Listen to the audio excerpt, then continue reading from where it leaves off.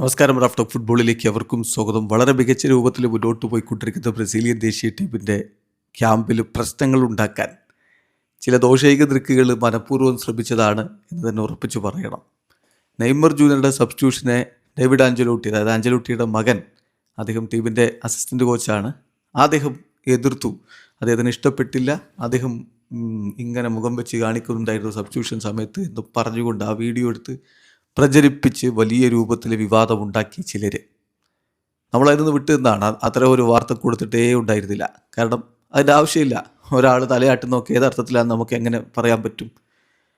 ഒടുവിൽ അദ്ദേഹത്തിൻ്റെ ഭാര്യ തന്നെ അത് ഡിനൈ ചെയ്ത് രംഗത്ത് വന്നിരുന്നു. അപ്പോൾ ഏറ്റവും ഒടുവിൽ ഇതാ ഡേവിഡ് ആഞ്ചലോട്ടി തന്നെ കാര്യങ്ങൾ ക്ലിയർ ചെയ്യുകയാണ്. അതായത് നെയ്മറെ അത്രത്തോളം സപ്പോർട്ട് ചെയ്ത ഒരു കോച്ചിങ് സ്റ്റാഫാണ് ആഞ്ചലോട്ടിയുടെ. അദ്ദേഹത്തിൻ്റെ കൂടെയുള്ള ഡേവിഡ് ആഞ്ചലോട്ടിയും മറ്റുള്ളവരൊക്കെ.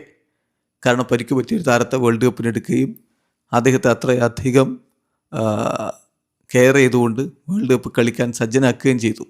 എന്നിട്ടാണ് ഇത്തരത്തിലുള്ള വിവാദങ്ങൾ ഓരോരുത്തരും പടച്ചു വിടുന്നത്.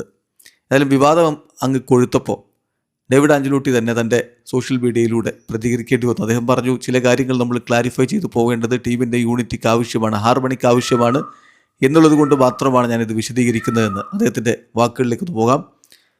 അദ്ദേഹം കുറിച്ചിരിക്കുന്നത് എങ്ങനെയാണ്: ചില സിറ്റുവേഷനുകളിൽ നമുക്ക് ആ ടീമിൻ്റെ ഹാർമണി കീപ്പ് ചെയ്യുന്നതിൻ്റെ ഭാഗമായിട്ട് ഫാബ്രിക്കേറ്റഡ് കോൺട്രവേഴ്സീസ് ഉണ്ടാക്കിയെടുത്തിട്ടുള്ള വിവാദങ്ങൾ, ആ കാര്യത്തിൽ ചില ക്ലാരിറ്റീസ് കൊടുക്കേണ്ടി വരും.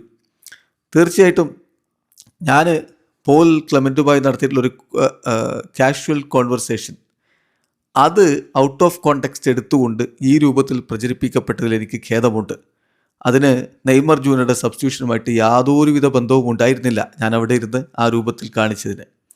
ഞങ്ങൾ തീർച്ചയായിട്ടും നെയ്മറെ പോലുള്ളൊരു താരം, ഹൈ ലെവൽ കപ്പാസിറ്റി ഉള്ളൊരു താരം, അദ്ദേഹത്തോടൊപ്പം വർക്ക് ചെയ്യാൻ കഴിയുന്നതിൽ വളരെ ഭാഗ്യവാന്മാരാണ്, ഫോർച്ചുനേറ്റാണ് എന്ന് വിശ്വസിക്കുന്നവരാണ്. അദ്ദേഹം ബോത്ത് പ്രൊഫഷണലി ആൻഡ് പേഴ്സണലി വളരെ ഹൈ ലെവൽ കീപ്പ് ചെയ്യുന്നയാളാണ്.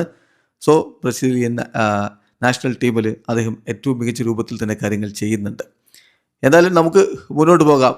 ഈ ഒരു ടീമിൽ വിത്ത് യൂണിറ്റി ആൻഡ് റെസ്പെക്റ്റ്, ഒരുമയോടുകൂടി റെസ്പെക്റ്റോടുകൂടി നമുക്ക് മുന്നോട്ട് പോകാം.